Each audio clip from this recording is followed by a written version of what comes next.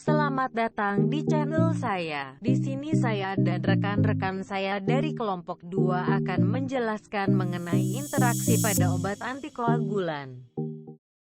Oke, lanjut. Pertama, apa itu obat antikoagulan? Yaitu golongan obat yang dipakai untuk menghambat pembekuan darah. Obat-obat ini tidak melarutkan darah seperti trombolitik, tetapi bekerja sebagai pencegah pembentukan bekuan baru. Cara kerja obat ini dibagi menjadi dua,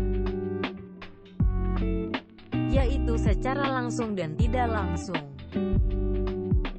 Yang secara langsung yaitu pada dasarnya meningkatkan efek antitrombin 3, sehingga menghambat efek trombin dan diaktifasi faktor 10. Untuk yang tidak langsung, mekanismenya dengan cara menghambat sintesis faktor-faktor 7, 9, 10, dan 2 yang tergantung pada vitamin K dalam hati, biasa disebut dengan antagonis vitamin K. Antikoagulan tidak langsung memiliki keunggulan dibanding yang langsung karena mereka aktif secara oral. Dan obat yang paling umum digunakan adalah kumarin, terutama warfarin. Kami akan menjelaskan beberapa kasus interaksi obat antikoagulan, terutama jenis kumarin terhadap jenis obat lain berdasarkan jurnal dari Stockley's Drug Interactions 9th edition. Yang pertama, yaitu kumarin dengan allopurinol. Terdapat beberapa kasus yang terjadi pada interaksi ini. Salah satunya terhadap obat penprocomen yang merupakan jenis kumarin. Dua pasien yang telah distabilkan dengan penprocomen selama beberapa minggu mengalami waktu perdarahan yang lama dengan hematuria di salah satunya. Dalam waktu 4 hingga 5 minggu setelah mengonsumsi allopurinol 300 mg per hari. Untuk kasus ini, allopurinol menghambat metabolisme antikoagulan oleh hati, sehingga memperpanjang efek dan waktu paru. Tetapi hanya beberapa individu yang terpengaruh. Jika ingin menggunakan obat kumarin dengan allopurinol, sebaiknya pertimbangkan peningkatan pemantauan efek antikoagulan pada pasien. Yang kedua, yaitu kumarin dengan antacid. Ada beberapa bukti bahwa penyerapan obat dikumerol dapat ditingkatkan dengan magnesium hidroksida, tetapi tidak dengan aluminium hidroksida. Terdapat 6 subjek sehat. Magnesium hidroksida diberikan dengan dan jam 3 setelah dosis tunggal dikumerol. Ditemukan meningkatnya kadar plasma puncak dan AUC dikumerol masing-masing 75% dan 50%. Sebaliknya, aluminium hidroksida tidak mengubah kadar dikumerol. Untuk kasus ini, diduga bahwa dikumerol membentuk kelat yang lebih mudah diserap dengan magnesium hidroksida, sehingga efeknya meningkat. Tidak ada tindakan pencegahan khusus yang perlu dilakukan jika antacid dengan dikumerol, karena belum ada bukti klinis langsung interaksi yang merugikan untuk kombinasi obat ini. 3. Kurmarin dan antibakteri golongan penisilin. Terdapat beberapa kasus yang terjadi pada interaksi ini. Salah satunya yaitu penggunaan obat warfarin dengan diklosilin. Seorang pasien yang menggunakan diklosilin 500 mg setiap 6 jam memerlukan peningkatan dosis warfarin dari kisaran 35 mg hingga 40 mg per minggu menjadi 50 mg hingga 60 mg per minggu dengan INR masih di bawah standar terapeutik. Untuk kasus ini, interaksi antara diklosilin dan warfarin mungkin mengurangi kadar serum warfarin. Jika ingin menggunakan obat kurmarin dan diklosilin, maka tingkatkan pemantauan INR dan antisipasi kebutuhan untuk meningkatkan dosis warfarin. 4.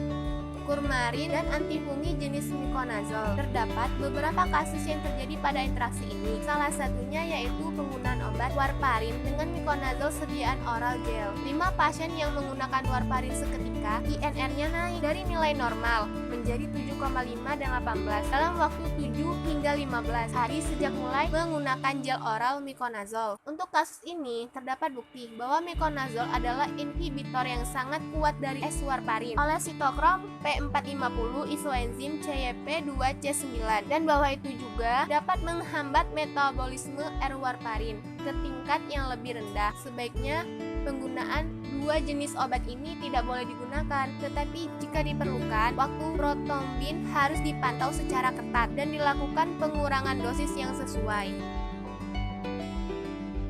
Materi selanjutnya yaitu Coumarin plus barbiturat. Terdapat beberapa kasus yang terjadi pada interaksi ini.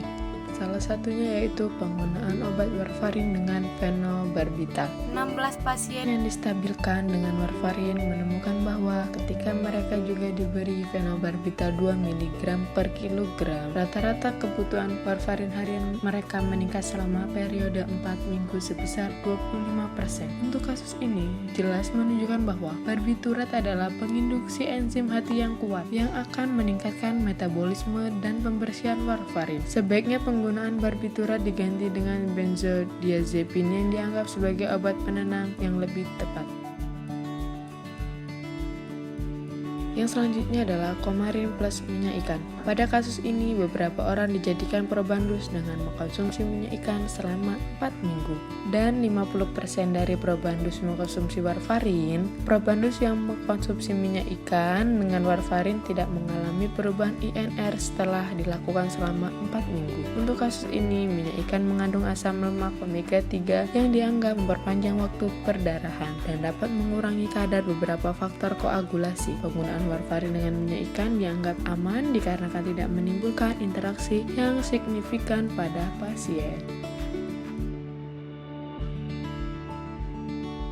Coumarin plus makanan. Terdapat beberapa kasus yang terjadi pada interaksi ini, salah satunya yaitu obat dikomarol dengan makanan. 10 subjek sehat menemukan bahwa kontraksi serum puncak dosis tunggal dikomarol 250 mg meningkat rata-rata 85% oleh makanan. 2 subjek mengalami peningkatan sebanyak 242% dan 206%. Pada kasus ini, makanan mungkin menyebabkan terlambatnya dikomarol yang lama di bagian atas usus yang menyebabkan peningkatan disolusi tablet dan absorpsi. Penggunaan dikomarol dengan makanan tidak apa dilakukan karena tidak terjadi interaksi apapun. Coumarin plus NSAID. Terdapat beberapa kasus yang terjadi dan yang paling umum yaitu penggunaan obat warfarin dengan NSAID non-selektif seperti diclofenac. Pada pasien yang menggunakan warfarin dengan diclofenac terjadi pendarahan gastrointestinal bagian atas secara signifikan. Pada kasus ini, NSAID adalah penghambat isoenzim sitokrom P450 CYP2C9 dan menghambat metabolisme warfarin oleh isoenzim ini. Sangat tidak dianjurkan penggunaan warfarin dengan NSAID karena resiko pendarahan akan meningkat. Jika sangat dibutuhkan sebagai analgesik, maka dianjurkan untuk mengganti golongan obat yang memiliki indikasi sama, yaitu sebagai analgesik. Terima kasih telah menonton video ini. Jangan lupa like, komen, dan subscribe. Dan juga bagikan ke semua teman-teman Anda supaya mereka tahu yang Anda tahu. Bijaksanalah dalam menggunakan obat karena tidak semua obat dapat berinteraksi tanpa menimbulkan efek yang tidak diinginkan.